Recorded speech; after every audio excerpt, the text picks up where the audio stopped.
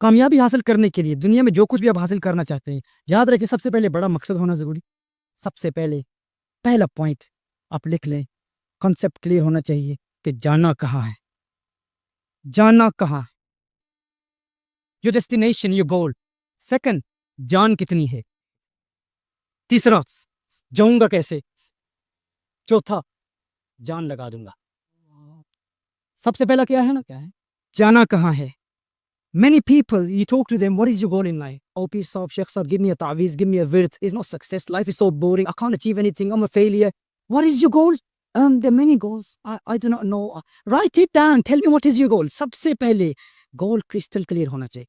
گول بالکل واضح ہونا چاہیے. ایگزیکٹلی آپ زندگی میں کیا اچیو کرنا چاہتے ہیں، اس کے لیے آپ ٹائم نکالیں. ہالیڈیز پر چلے جائیں، باہر چلے جائیں. حضور اکرم صلی اللہ علیہ وسلم کی تعلیمات کی روشنی میں ہم نے واضح کیا، میرے آقا صلی اللہ علیہ وسلم نے ہمیشہ اپنی زندگی کی گول مقرر کی. اور صحابہ کرام علیہم رضوان کے لیے بھی گولز مقرر کیے. آپ جو کچھ بھی حاصل کرنا چاہتے ہیں آپ حاصل کر سکتے ہیں، لیکن سب سے پہلے شرط یہ ہے کہ آپ اپنا گول ایک بنائیں. اس پر ہمارا کلام ہے، ہم لا آف اٹریکشن کو نہیں مانتے، ہم اس کو تھیوری آف اٹریکشن کہتے ہیں. کامیاب زندگی گزارنے کے لیے ہم اسلام کی تعلیمات کی روشنی میں بتائیں تھیوری آف اٹریکشن کیسے کام کرتی ہے. اس کے لیے بھی اس میں بھی ہم نے احادیث پیش کی، اس کا حقیقی مفہوم کیا ہے، اور غلط لوگوں سے، کفار سے ہونا سیکھیں، غیر مسلموں سے نہ سیکھیں، وہ اہل حق سے سیکھیں کہ کامیابی حاصل کرنے کے لیے سب سے پہلے ایک گول بنائیں.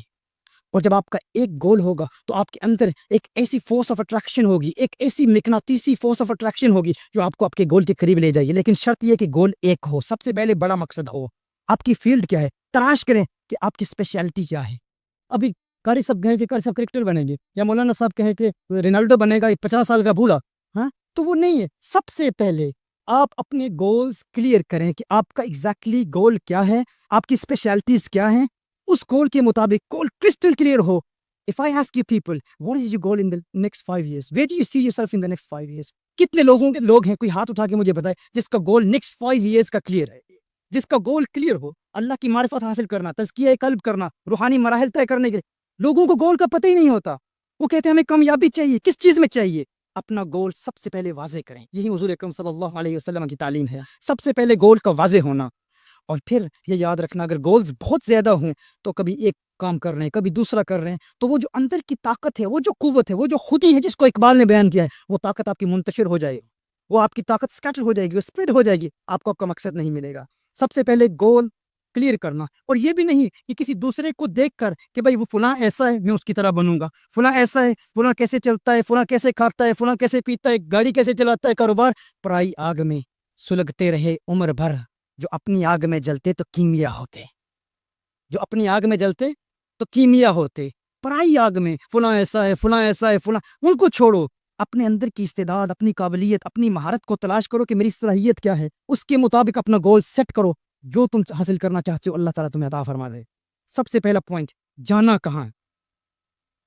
دوسرا پوائنٹ جان کتنی ہے، انرجی کتنی ہے. اللہ جل وعلا نے آپ کو غیر معمول طاقت دی، بے پناہ طاقت دی ہے، لازوال طاقت دی ہے. یہ یقین ضروری ہے کہ میرے اللہ نے مجھے طاقت دی ہے، اس قدر طاقت دی ہے. یاد رکھیں زندگی میں جو لوگ کامیاب ہوتے ہیں وہ اس لیے نہیں ہوتے کیونکہ ان کے پاس صلاحیت زیادہ ہے، قابلیت زیادہ ہے، مہارت زیادہ ہے. اور دوسرا ناکام ہو گیا وہ اس لیے کیونکہ اس کے پاس صلاحیت نہیں ہے. اللہ جل وعلا نے ہر شخص کو صلاحیت دی ہے، ہر شخص کامیاب ہو سکتا ہے، ہر شخص زندگی میں اپنا گول اچیو کر سکتا ہے. لیکن شرط یہ ہے، ضروری شرط یہ کہ اسے اپنی ذات پر یقین ہو کہ میں کامیابی حاصل کر سکتا ہے. اکثر لوگ ناکام اس لیے رہتے ہیں کیونکہ وہ اپنی استعداد کو استعمال ہی نہیں کرتے.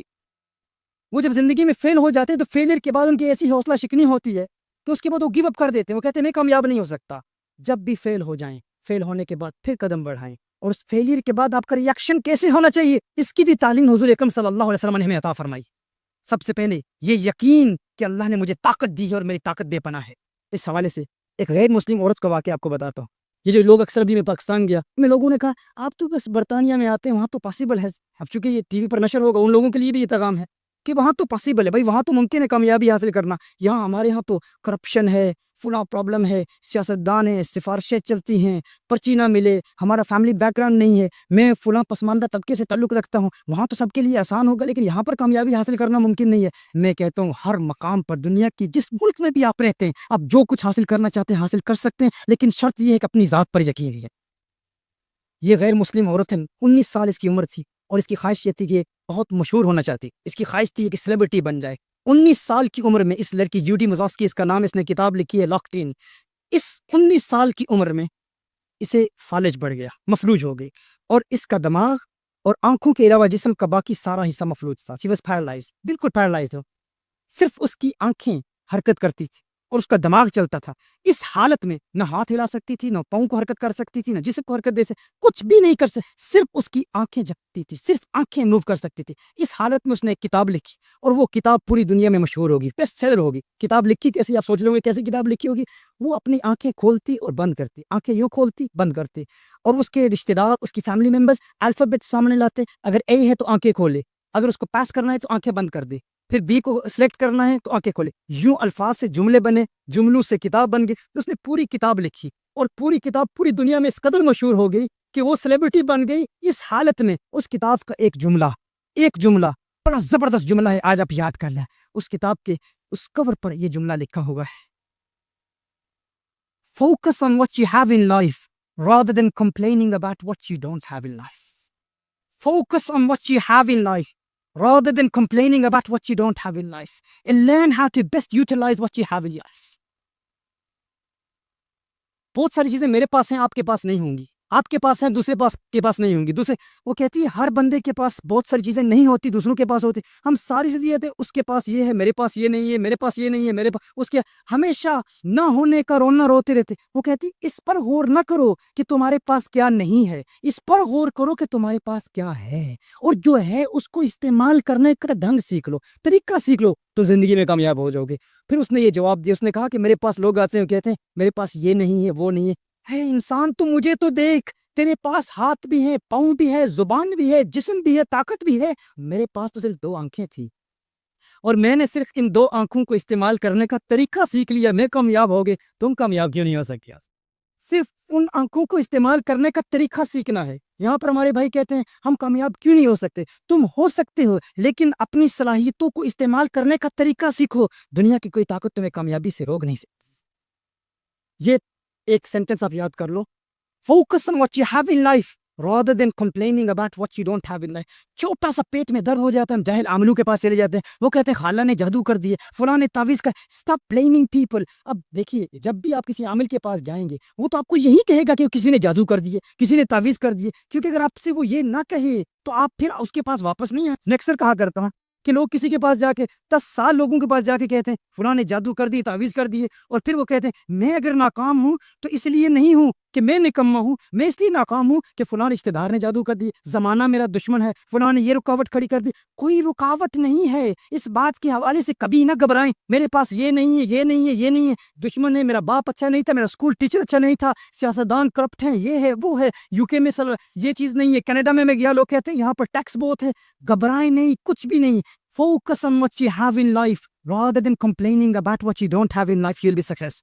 یہ قانون آپ یاد کر لیں، یہ اصول. جان کتنی ہے آپ کو یقین ہونا چاہیے کہ میری جان بے پناہ ہے. اور پھر سب سے بڑی بات، وہ غیر مسلم ہے، اس کے پاس اللہ کی بارگاہ میں دعا کرنے کے لیے کوئی موقع نہیں ہے. تمہارے پاس تو تمہارے اللہ کا کرم بھی ہے، غوث اعظم کی دوری بھی ہے، خواجہ غریب نواز کی دعائیں بھی ہے، اور کونین کے والی صلی اللہ علیہ وسلم کی عطائیں بھی.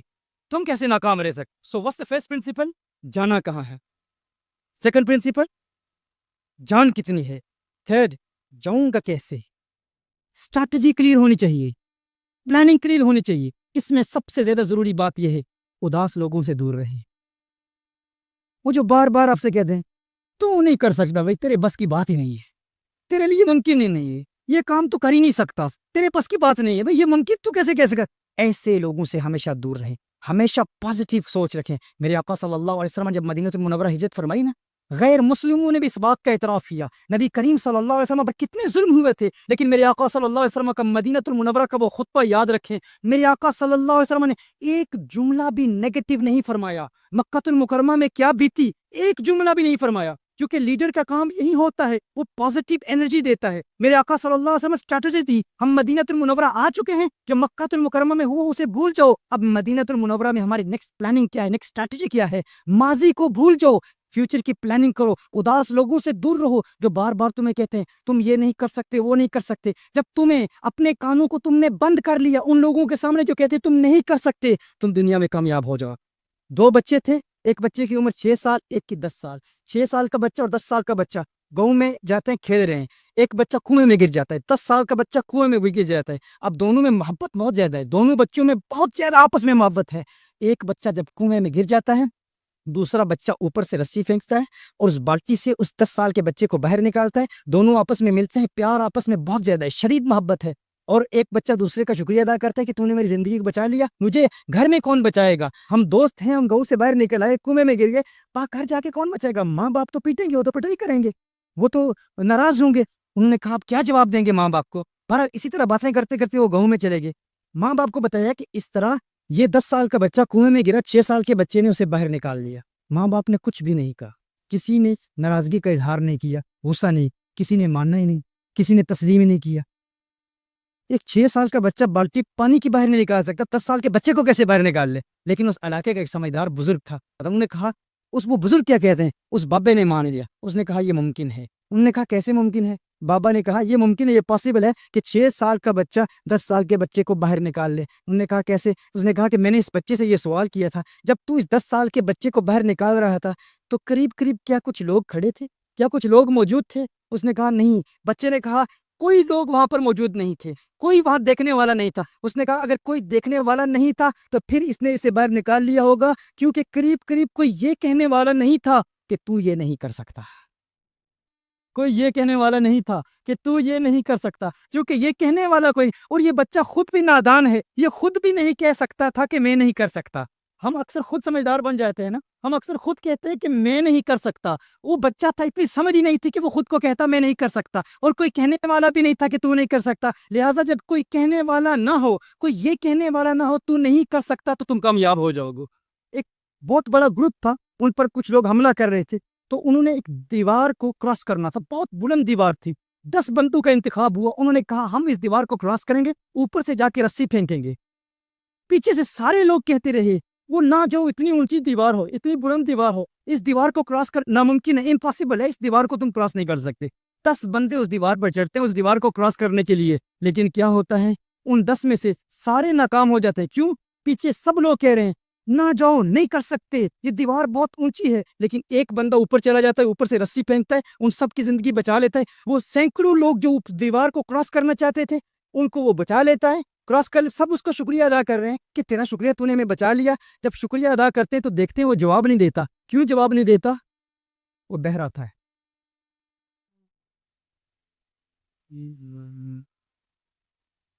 سارے گر گئے، 10 بندے تھے، دیوار کراس کرنا چاہتے تھے، 9 ناکام ہو گئے، وہ ایک بچ گیا. اسے آواز ہی نہیں آ رہی تھی، جو لوگ کہہ رہے تھے وہ نہ جا، کچھ نہیں کر سکتا، یہ ناممکن ہے.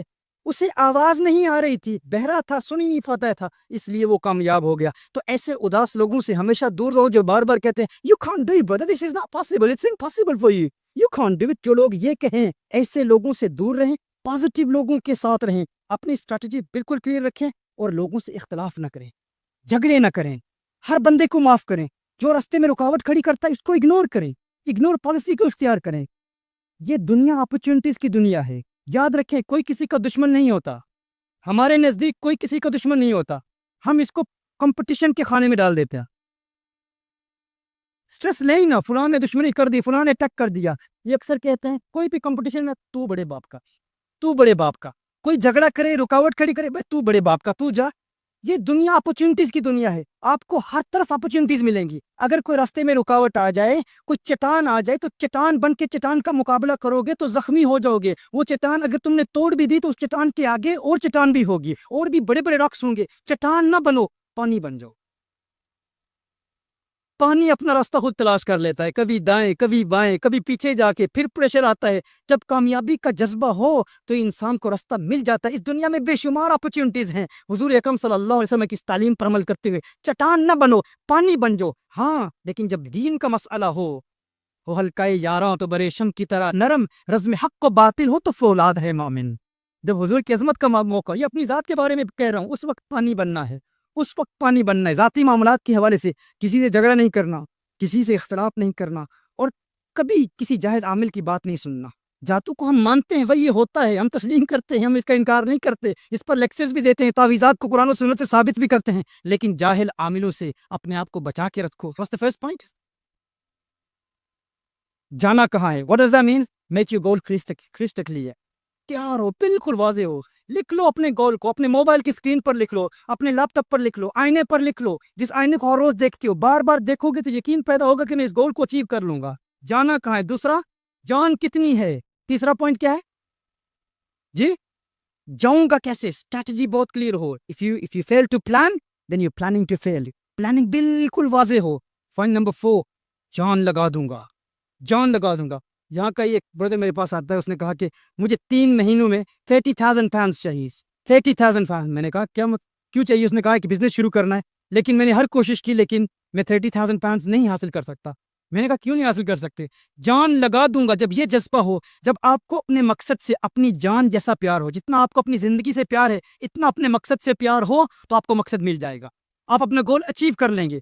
जान जितना प्यार हो। उसने कहा ये कैसे? मैंने कहा क्या तुझे अपने इस मकसद, इस गोल से इतनी मोहब्बत है जितनी तुझे अपनी जिंदगी से? वो कहता है यस, मेरी ड्रीम है, मेरी ख्वाब है, मैं इसको हासिल करना चाहता हूँ। मैंने कहा अच्छा, अगर मैं तुझे कहूँ कि तू डॉक्टर के पास जाए, वो तुझे कहे कि तू सिर्फ और सिर्फ 3 महीनों का मेहमान है इस दुनिया में, तुझे एक ऐसा मर्ज है कि अगर तूने 1 महीने में 1,00,000 पाउंड जमा करके ना दिया तो तेरा ऑपरेशन नहीं होगा और तू मर जाएगा, और 3 महीने के बाद तेरा इंतकाल हो जाएगा, तो तू क्या करेगा? क्या 1 महीने में तू 1,00,000 पाउंड जमा कर लेगा? सोच में पड़ गया। सोच के कहते हैं हाँ ये तो पॉसिबल है। मैंने कहा क्यों? उसने कहा ये बस जान बचानी है। कैसे? उसने कहा फलां रिश्तेदार के पास जाऊंगा, उससे भी मांगूंगा, फलां दुश्मन के पास जाऊंगा, उससे उसके आगे भी मिन्नत समाजत करूंगा, उसके हर एक के पास जाऊंगा, अपने अंदर आजी पैदा करूंगा, इनकिसारी पैदा करूंगा, जिनको मैंने सारी जिंदगी दुश्मन समझा है, उनके पास जाकर भी कहूंगा मेरी मदद कर लो मेरी। मैंने कहा बस यही है, जब इंसान को अपने गोल से इतना प्यार हो जाता है जितना अपनी जिंदगी से प्यार है, इंसान को गोल मिल जाता है, इंसान अचीव कर लेता है। लेकिन हमारे यहाँ हमें अपना और मकसद बड़ा हो, मकसद खिदमत खल्क का हो, मकसद कंज्यूमरिज्म ना हो, not to make money for the sake of making money. पैसा कमाने के लिए पैसा कमाना नहीं है, खिदमत खल्क के लिए। और इस कदर मोहब्बत हो कि जितनी आपको अपनी जान से मोहब्बत है, आप अपने मकसद को अचीव कर लेंगे। सैयदना उस्मान गनी रज़ी अल्लाह तआला अन्हु के पास एक शख्स आया, हुजूर अकरम सल्लल्लाहु अलैहि वसल्लम के पास आया, या रसूलुल्लाह सल्लल्लाहु अलैहि वसल्लम, आका मेरी बेटी की शादी है, मदद कीजिए। हुजूर अकरम सल्लल्लाहु अलैहि वसल्लम ने इरशाद फरमाया उस्मान गनी के पास चले जाओ। उस्मान गनी रज़ी अल्लाह तआला अन्हु की बारगाह में हाजिर हुआ, देखता है कि उस्मान गनी रज़ी अल्लाह तआला अन्हु अपने खातिम को झिड़क रहे हैं, नाराज़ हो रहे हैं और फरमा रहे हैं कि आज खाने में नमक ज़्यादा डाल दिया है, थोड़ा कम डालते तो कल के लिए नमक बच जाता। वो हैरान हो गया कि खादम को नमक की वजह से झिड़क रहे हैं और मेरी बेटी की शादी के लिए मदद करेंगे, ये कैसे मुमकिन है? हुजूर अकरम सल्लल्लाहु अलैहि वसल्लम के पास फिर वापस चला जाता है। हुजूर ने इरशाद फरमाया नहीं, फिर उस्मान गनी के पास जाओ। फिर सैयदना उस्मान गनी रज़ी अल्लाह तआला अन्हु की बारगाह में हाजिर होता है, हाजिर होकर अर्ज करता है, देखता है सैयदना उस्मान गनी रज़ी अल्लाह तआला अन्हु फिर एक खादम को झिड़क रहे हैं, नाराज हो रहे हैं, फरमा रहे हैं कि आज तूने चिराग में तेल ज्यादा डाल दिया, कम डालता तो कल के लिए कुछ तेल बच जाता, कल के लिए कुछ तेल बच जाता। तो वो हैरान फिर कि उस्मान गनी रज़ी अल्लाह जो तेल पर और नमक पर खादिम को झिड़क रहे हैं, ये मेरी क्या मदद करेंगे? फिर हुजूर की बारगाह में हाजिर हुआ, नबी करीम सल्लल्लाहु अलैहि वसल्लम ने फिर वापस भेज दिया। फिर उस्मान गनी रज़ी अल्लाह तआला की बारगाह में हाजिर हुआ, अभी वो अपने खादिम से कलाम करने ही वाले थे, फौरन कहने लगा मुझे हुजूर अकरम सल्लल्लाहु अलैहि वसल्लम ने भेजा है, मुझे आका ने भेजा है, मेरी बेटी की शादी का मसला है, मुझे मदद चाहिए। उस्मान गनी रज़ी अल्लाह तआला फरमाते आका ने भेजा है, और मेरे साथ दूसरे कमरे में ले जाते हैं। वो कमरा बहुत सारे सामान और दौलत से भरा हुआ है। फरमाया जा ये सारा तेरा है, जो चाहता है ले जा, जो चाहता है ले जा। वो हैरान परेशान कि ये कैसे हुआ?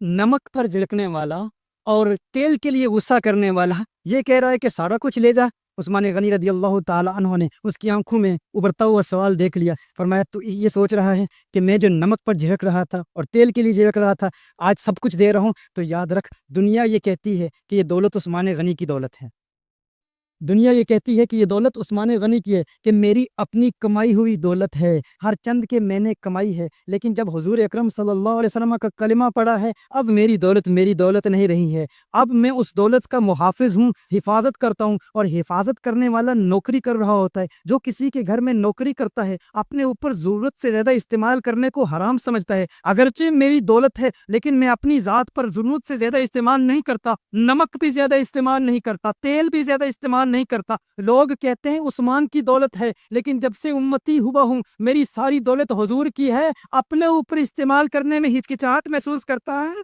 لیکن تجھے تو بھیجا ہی مالکوں نے ہے، تجھے تو مالک نے بھیجا ہے، سب کچھ تیرا ہے. یہ ہماری سوچ ہو، یہ ہمارا نظریہ ہو تو خدا کی قسم اللہ تعالیٰ آپ کو دولت بھی دے گا. آپ اگر ملٹی ملینئر بننا چاہتے ہیں آپ بن سکتے ہیں، کبھی احساس کمتری کا شکار نہ ہو. یہ 4 قانون، یہ 4 اصول، یہ 4 ضوابط یاد کرنے اور ان پر عمل اس لیے کریں تاکہ ان پر عمل کر کے ہم دین اسلام کی خدمت کریں گے، نبی کریم صلی اللہ علیہ وسلم کی تعلیمات کا پرچار کریں گے، حضور اکرم صلی اللہ علیہ وسلم پر کیے گئے اعتراضات کا جواب دیں گے، دین اسلام کی انسٹیٹیوٹس کھولیں گے، دین اسلام کے مراکز کھولیں گے، آقا کی عظمتوں کے ترانے اڑاتے ہیں. یہ فکر ہو، یہ سوچ ہو، اور پھر اس دوران جو ہمارا ایک مکمل نصاب ہے ایک سکسیسفل بزنس مین بننے کے لیے، جو مکمل ٹیچنگز ہیں ہماری، اپنے بچوں کی تربیت کیسے کرنی ہے، اچھا اسٹوڈنٹ کیسے بنانا ہے، اچھا بیٹا کیسے بنانا ہے، حضور اکرم صلی اللہ علیہ وسلم کی تعلیمات پر عمل کرنے والا کیسے بنانا ہے، اور حضور اکرم صلی اللہ علیہ وسلم کا عاشق کیسے بنانا ہے. کیا اس لیے استقبال ربیع الاول شریف میں آئیے ہم یہ ارادہ کریں کہ ہم اس ربیع الاول شریف کو اپنی زندگی کا یادگار ربیع الاول شریف منائیں گے. وہ کیسے؟ وہ یہ ہے کہ ہم آج اس پاک بزم میں یہ نیت کریں، یہ ارادہ کر لیں کہ ہم چند بنیادی تعلیمات پر عمل کر کے دین اسلام کی تعلیمات اور اللہ جل وعلا کے احکام پر استقامت حاصل کریں گے. اور یہ انہی اولیاء کاملین کی تعلیمات کا نچوڑ ہے. یہ 4 بنیادی پوائنٹس آج کی اس مختصر رفاقت میں آپ یاد کر لیں، ان کو سمجھ لیں. بہت سارے ہمارے دوست کہتے ہیں کہ ہم کوشش تو کرتے ہیں لیکن ہمیں عبادات میں استقامت نہیں ملتی، ہمیں عبادت میں لذت نہیں ملتی، سکون نہیں ملتا. نبی کریم صلی اللہ علیہ وسلم کی ایک حدیث ہے، حضور اکرم صلی اللہ علیہ وآلہ وسلم نے ارشاد فرمایا اگر کوئی شخص گناہ کا موقع پائے، بدنگاہی کا موقع پائے، حدیث شریف کا مفہوم عرض کر رہا ہوں، مثال کے طور پر ایک حسین عورت آپ کو نظر آئے اور آپ اس خوف سے، اس ڈر سے کہ میرا اللہ مجھے دیکھ رہا ہے، آپ نظریں جھکا لیں، اس کے بعد جو بھی نماز آپ ادا کریں گے اس نماز کی مٹھاس آپ کو نماز میں محسوس ہوگی. کتنا سمپل نسخہ ہے، کتنا آسان نسخہ ہے. اگر آپ کو عبادت میں لذت نہیں ملتی، قرآن کی تلاوت میں لذت نہیں ملتی، اگر آپ کو اللہ جل وعلا کی یاد میں لذت نہیں محسوس ہوتی، تو اس کا یہ مطلب نہیں ہے کہ اس عبادت میں لذت نہیں ہے. عبادت میں لذت ہے، عبادت میں وجد ہے، عبادت میں کیفیت ہے، لیکن چونکہ ہم خود بیمار ہو چکے ہیں. جب انسان کا معدہ خراب ہو تو بہترین کھانا انسان کے سامنے ہو وہ اسے اچھا نہیں لگتا. تو اس کا یہ مطلب نہیں ہے کہ کھانے میں کوئی خرابی ہے، کھانا تو وہی ہے، اس میں وہی لذت ہے، بنانے والا بھی وہی، کھانے والا بھی وہی، لیکن پرابلم یہ ہے اس کا معدہ خراب ہے، اسے اچھا نہیں لگتا.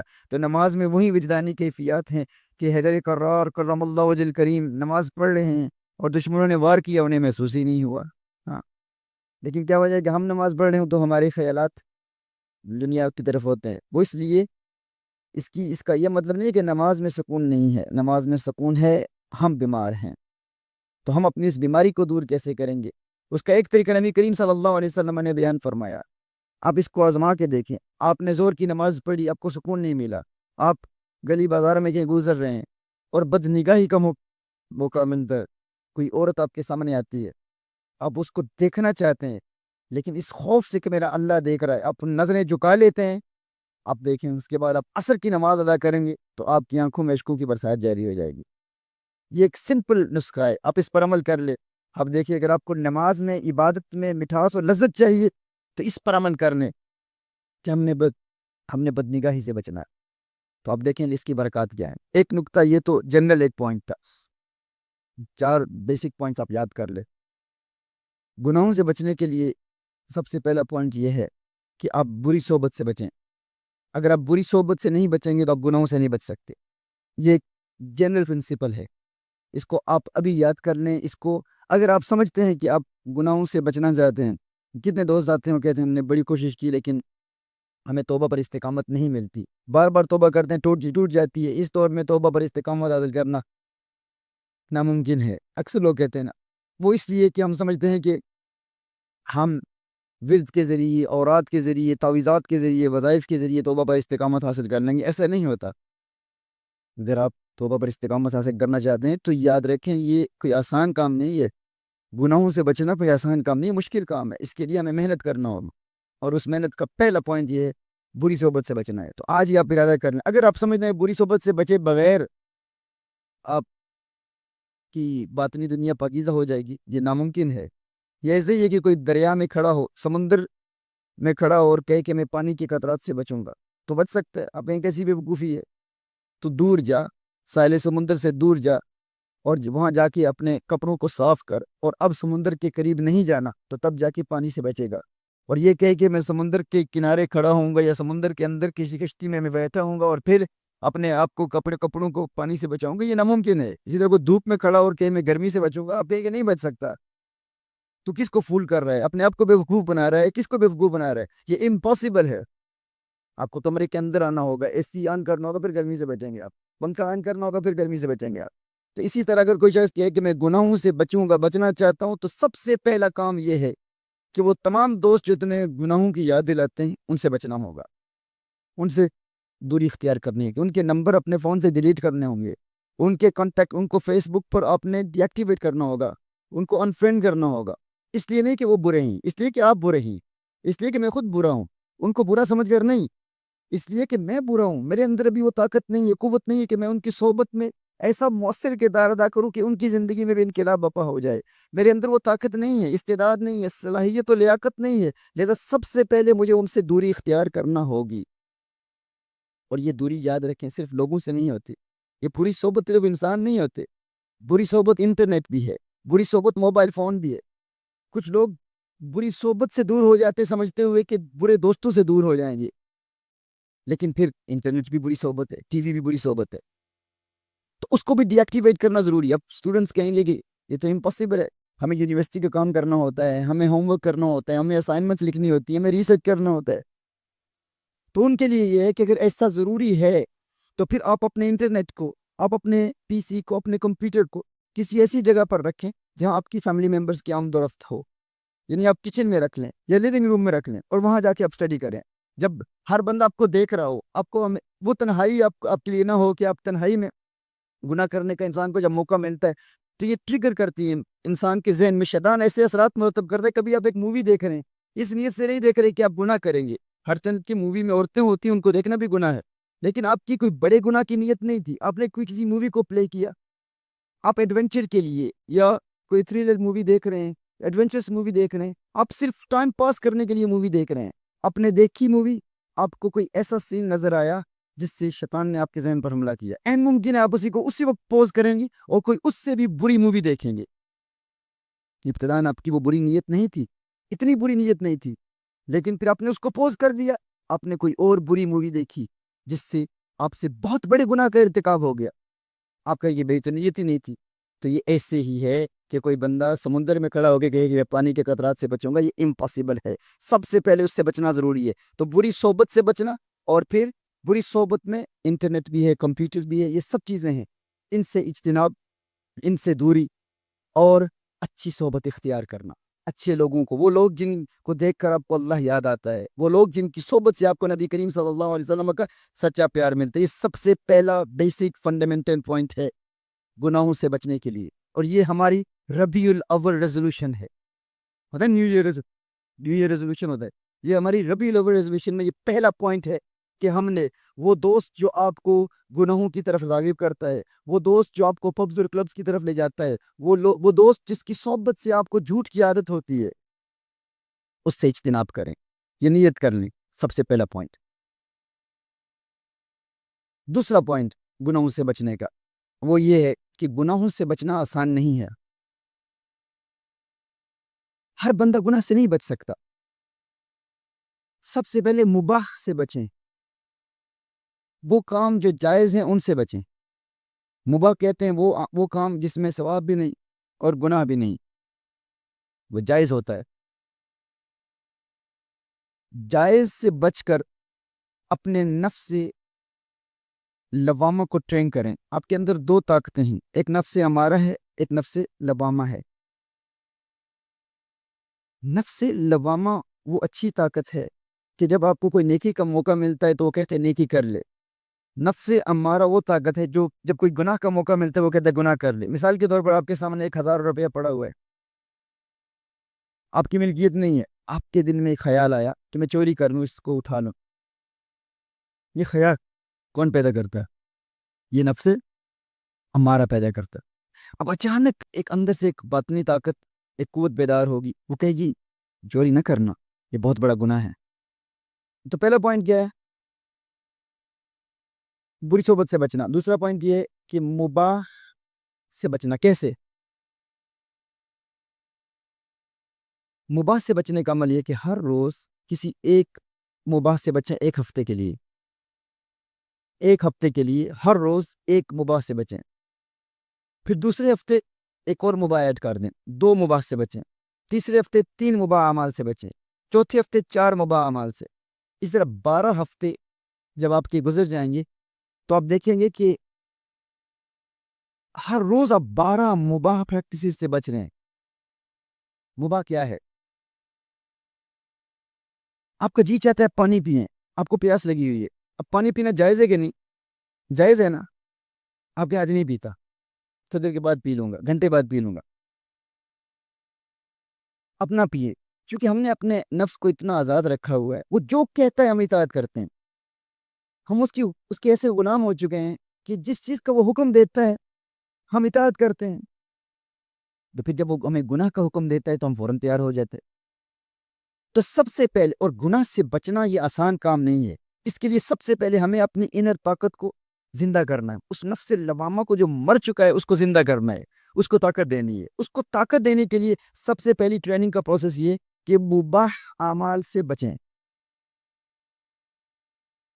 آپ تھکے ہوئے ادھر آئے ہیں اور آپ چاہتے ہیں کہ آپ اپنی باڈی کو اسٹریچ کریں، آپ آرام کریں، آپ لیٹ جائیں۔ اب آرام کرنا مباح ہے نا، جائز ہے نا، ریسٹ کرنا جائز ہے۔ آپ چاہتے ہیں ریسٹ کریں، آپ کہیں ابھی نہیں کرتا ہے، نفس تو چاہتا ہے کہ میں ریسٹ کروں، آرام کروں، میں بھی ریسٹ نہیں کرتا۔ اب وہ آرام کرنا، وہ ریسٹ کرنا جائز ہے کہ نہیں؟ مباح ہے، جائز ہے۔ آپ کہیں آج نہیں کروں گا، ڈیلے کرو، تیری ہر بات کیوں مانوں؟ ہر وہ بات جو تو کہتے ہیں اس کو کیوں مانوں؟ اب گھر بیٹھے ہوئے ہیں، آپ کے کچھ دوست آتے ہیں، آپ کے کچھ فرینڈز آتے ہیں، آؤٹنگ کے لیے جانا چاہتے ہیں۔ اب آؤٹنگ کے لیے باہر جانا، سیر کے لیے جانا جائز ہے کہ نہیں؟ جائز ہے نا، مباح۔ آپ کہتے ہیں آج نہیں جاؤں گا، ہے نفس تو چاہتا ہے کہ میں جاؤں، تیری ہر بات کو کیوں سنوں؟ اب گھر بیٹھے ہیں، آپ کے دل میں یہ طلب پیدا ہوتی ہے کہ اچھی سی چائے پیوں۔ ہمارے یہاں جب بھی یہ جی چاہتا ہے کہ چائے پیوں گے، چائے منگوا، فوراً جا چائے دے، چائے تیار، اچھی سی بہترین سی چائے بنا کے لا۔ اب چائے پینا جائز تو ہے نا، مباح تو ہے، ہاں؟ آپ کہیں آج نہیں پیوں گا۔ آپ چاہتے ہیں یو کے میں فش اینڈ چپس کھانے کا جی چاہتا ہے کہ آج فش اینڈ چپس کھائیں، کہیں آج نہیں کھاؤں گا، کچھ اور کھا لوں گا۔ بہترین بریانی پکی ہوئی ہے اور آپ کی پسندیدہ غذا ہے، سب سے آپ کی فیوریٹ ڈش ہے، آپ کھانا چاہ رہے ہیں۔ یہ ایسا نہیں ہے کہ ہر روز ہر مباح چیز سے بچنا ہے، ایک مباح چیز سے بچیں، آغاز ایک مباح عمل سے کریں۔ آپ کہیں کہ آج یہ نہیں کھاؤں گا، آج کچھ اور کھا لوں گا۔ اس سے فائدہ کیا ہوگا کہ جب آپ ہر روز ایک ایک مباح پریکٹس سے، ایک ہفتے کے لیے ایک مباح عمل سے بچنا ہے، دوسرے ہفتے آپ ہر روز 2 مباح اعمال سے اجتناب کریں، تیسرے ہفتے 3 مباح، چوتھے ہفتے 4 مباح۔ اسی طرح جب 12 ہفتے گزر جائیں گے آپ دیکھیں گے کہ آپ ہر روز 12 مباح پریکٹسز سے بچ رہے ہیں اور اندر کوئی تکلیف محسوس نہیں ہو رہی۔ آپ عادی ہو چکے ہیں، آپ اپنے نفس کی خلاف ورزی میں عادی ہو چکے ہیں، اور اب نفس کی جانب سے بھی کوئی مزاحمت نہیں ہے، نفس بھی ریاکٹ نہیں کر رہا۔ آپ اتنی آسانی سے بہت سارے ایسے اعمال جو آپ تصور بھی نہیں کر سکتے تھے جن سے بچنا، آپ آسانی سے بچ رہے ہیں اور کوئی تکلیف بھی محسوس نہیں ہو رہی، چونکہ ہمارا نفس ہمیں جو کہتا ہے ہم اس پر عمل کرتے ہیں۔ نفس کہتے ہیں فلاں کھانا کھا لیں، ہم کھا لیتے ہیں۔ نفس کہتے ہیں فلاں کے بارے میں بات کر ہم کر لیتے ہیں، فلاں سے مل لے، جو کچھ بھی وہ کہتا ہے ہم اس کی ہر بات پر اندھادھند تقلید کرتے ہیں، ہر بات پر۔ اور یہ جانوروں کی خصلت ہے، یہ انسانوں کی نہیں ہے۔ وہ جانور ہیں جو ان کا نفس کہتے ہیں وہ اس پر عمل کرتے ہیں۔ اگر آپ چاہتے ہیں کہ آپ کے اندر یہ طاقت بیدار ہو، یہ قوت بیدار ہو کہ آپ گناہوں سے بچیں، تو سب سے پہلے مباح پریکٹسز سے بچنے کی کوشش کریں۔ 12 ہفتے جب گزر جائیں گے تو آپ اپنے اندر بزرگوں کی سی کیفیات محسوس کریں گے، وہ کیفیات جو آپ کتابوں میں اولیاء اللہ کے بارے میں پڑھتے ہیں کہ اولیاء اللہ اپنے نفس کو غلام بنا لیتے تھے، آپ 12 ہفتے گزرنے کے بعد محسوس کریں گے کہ اب ایک حسین عورت آپ کی نگاہوں کے سامنے ہے، نفس جوئی گئے تھے، اسے دیکھ آپ فوراً کہتے میں کیوں دیتوں، میں تو تجھے مباح کام نہیں کرنے دیتا، تو مجھے گناہ کے لیے آمادہ کر رہا ہے، گناہ کیوں کرنے دوں گا؟ آپ کے اندر رفتہ رفتہ گناہ کی لذت ختم ہو جائے گی، گناہ کی طرف ختم ہو رہی ہوگی. وہ کیفیات، وجدانی روحانی کیفیات آپ اپنے باطن میں محسوس کر رہے ہوں گے جن کا آپ پہلے تصور ہی نہیں کر سکتے. پھر آپ کو علم ہوگا کہ جب آپ کسی پیر کے پاس جاتے، کسی مرشد کے پاس جاتے، اس زمانے میں گناہوں سے بچنا پاسبل ہی نہیں، میں نے بار بار کوشش کی، بار بار توبہ کی، توبہ ٹوٹ جاتی ہے، پھر کرتا ہوں ٹوٹ جاتی ہے. چونکہ ہم سمجھتے ہیں کہ توبہ پر استقامت اوراد سے حاصل ہوتی ہے، وظائف سے حاصل ہوتی ہے. وظائف کے اندر تاثیر ہے، وظائف کے اندر قوت ہے، لیکن اس قوت کے استعمال کے لیے ہمیں اپنے خانہ دل کو پاک کرنا ہے. یہ ایسے ہی ہے کہ کوئی شخص کہے کہ مجھے مکھن بنانے کا طریقہ سکھاؤ. آپ اسے مکھن بنانے کا طریقہ سکھاتے ہیں، آپ کہتے ہیں کہ ایک برتن میں دودھ ڈال، پھر یہ کر، پھر اتنے عرصے کے لیے دودھ کو رکھ، پھر وہ دہی بنے گا، پھر کس اس طرح ایک پروسیس آپ بتاتے ہیں، مکھن بن جائے گا. تو اب آپ وہ عمل کرتے ہیں، اس پر برتن میں دودھ ڈالتے ہیں، وہ سب پروسیس آپ کرتے ہیں مکھن بنانے کے لیے، لیکن مکھن بنتا نہیں، تیار نہیں ہوتا. جس شخص نے آپ کو کہا کہ مکھن بنانے کا یہ طریقہ ہے، آپ اس کے پاس جاتے ہیں، آپ کہتے ہیں دودھ سے مکھن بنانا پاسبل نہیں. وہ کہتے کیوں؟ ہم بناتے من جاتے، تم بناتے کیوں نہیں پاسبل؟ وہ کہتے میں نے بنانے کی کوشش کی لیکن اس سے کوئی فائدہ نہیں ہوا، مکھن نہیں تیار ہوا، لہٰذا میں نے ایک قانون بنا لیا ہے کہ دودھ سے مکھن نہیں بنایا جا سکتا. آپ کہتے ہیں مجھے بتا، میں نے تجھے طریقہ بتایا تھا، تو نے اس طریقے پر عمل کیا؟ وہ کہتا ہے بالکل عمل کیا. آپ دیکھتے ہیں کہ جس برتن میں وہ دودھ ڈال رہا تھا، اس برتن میں 7 بڑے بڑے سوراخ تھے. وہ اوپر سے دودھ ڈال رہا تھا، نیچے سے دودھ نکل رہا تھا. وہ مکھن تو اس صورت میں بنتا ہے نا جب وہ دودھ اس میں رہتا. اسی طرح لوگ کہتے ہیں وظائف دیں، اوراد دیں، فلاں وظیفے سے دل کی دنیا آباد ہو جاتی ہے، فلاں وظیفے سے جادو کی کاٹ ہو جاتی ہے، فلاں وظیفہ پڑھیں تو آپ کے دل میں نور پیدا ہوتا ہے، اس نور کی برکت سے آپ فلاں ورد پڑھیں گے، اس میں اتنی تاثیر پیدا ہوگی کہ بڑے سے بڑا دشمن آپ کے قدموں میں آ گرے گا. پیر صاحب نے اوراد دیے، وظائف دیے، لیکن میرا دشمن تو ابھی بھی دشمنی کر رہا ہے، ابھی بھی عمل کر رہا ہے. وہ اس لیے اور وظائف کا اثر ڈائریکٹلی آپ کے دل میں نہیں، وہ وظائف اور اوراد ڈائریکٹلی آپ کے دل پر اثرات مرتب کرتے ہیں. لیکن پرابلم یہ ہے کہ ہمارے دل کا برتن، اس میں 7 بڑے بڑے سوراخ ہیں. وہ سوراخ کون سے ہیں؟ ایک آنکھ کا سوراخ، ایک زبان کا سوراخ، ایک کان کا سوراخ، ایک پیٹ کا سوراخ، ایک شرمگاہ کا سوراخ، ایک پاؤں کا سوراخ. یہ 7 دل کے دروازے ہیں. ہم نے ان دروازوں کو کھولا ہوا ہے. مثال کے طور پر ہم کوئی ورد پڑھتے ہیں، وظیفہ پڑھتے ہیں، اس وظیفے کا اثر دل میں داخل ہوتا ہے، لیکن کیا ہوتا ہے، ہم کانوں سے حرام موسیقی سن رہے ہوتی، تو یہ کان کا دروازہ یہ کھلا ہوا ہے، ہم حرام کھا رہے ہیں، تو یہ حرام کا سوراخ اس دل کے برتن میں ہے. ہم ہاتھ سے گناہ کر رہے ہیں، کسی کی پٹائی کر رہے ہیں، ہاتھ سے کسی کو ٹیکسٹ میسج بھیج رہے ہیں، کسی غیر محرم عورت کو میسج کر رہے ہیں، تو یہ دروازہ بھی کھلا ہوا ہے، یہ بھی ایک سوراخ ہے. شرمگاہ کا دروازہ بھی کھلا ہوا ہے، اس سے بھی گناہ کا ارتکاب ہو رہا ہے. پاؤں کا دروازہ بھی کھلا ہوا ہے، ہم اپنے پاؤں سے گناہ کر رہے ہیں، گناہ کی جگہ پر جا رہے ہیں. آنکھ کا دروازہ کھلا ہوا ہے، ہم اپنے آنکھ سے بدنگاہی کر رہے ہیں. تو جس دل کے گرد یہ 7 سوراخ ہوں اس دل کے برتن میں، اوراد و وظائف کا نور اس برتن میں داخل تو ہوگا، لیکن ایک طرف سے داخل ہو رہا ہے، دوسری طرف سے نکل رہا ہے، وہ اس میں استقرار پکڑ ہی نہیں رہا، اس میں رک ہی نہیں رہا، تو وہ نور پھیلے گا کیسے؟ تو مت کہیں ان اوراد میں تاثیر نہیں ہے، اوراد میں تاثیر ہے، لیکن وہ خانہ دل پاک نہیں ہے. اس میں 7 بڑے بڑے سوراخ ہیں، ان کو بند کرنا ہے. مت کہیں دودھ سے مکھن بنانا پاسبل نہیں ہے، دودھ سے مکھن بنتا ہے، دنیا بناتی ہے، لیکن جس برتن میں وہ دودھ ڈال رہے ہیں اس میں سوراخ ہیں، آپ اوپر سے ڈال رہے ہیں، نیچے سے وہ نکل رہے ہیں، تو رکے گا تو مکھن بنے گا نا. اسی طرح اولیاء اللہ ہمیشہ سے مکھن بناتے آئے ہیں. ہاں ہاں وہ بناتے آئے ہیں معرفت کے مکھن. کوئی کسی نے نجبا کا مکھن بنایا، کسی نے نقبا کا بنایا، کسی نے اقتاب کا بنایا ہے، کسی نے غوث کا بنایا، کسی نے ابدال کا بنایا. بھائی وہ بھی اسی دودھ کے ذریعے مکھن بناتے ہیں. تمہارا کیوں نہیں بنتا؟ کیونکہ دل میں سوراخ ہے اور تمہارا سارا انحصار، سارا دار و مدار صرف اوراد پر ہے. لیکن اولیاء اللہ صرف اوراد نہیں لیتے تھے، وہ دل کی دنیا پاک بھی کر دیتے. تو دل کی دنیا پاک کرنے کے لیے دل کے ان 7 گناہوں کے دروازوں کو بند کرنا اور ان پر پھیٹ لک تالا لگانا، ایسا کفر لگانا جس کو کوئی کھول نہ سکے، یہ ضروری ہے. اس کے لیے 4 نقطے آپ کو پیش کر رہا ہوں. پہلا نقطہ کیا ہے؟ اس دل کے 7 دروازوں کو بند کرنے کا کہ بری صحبت سے بچنا اور اچھی صحبت اختیار کرنا.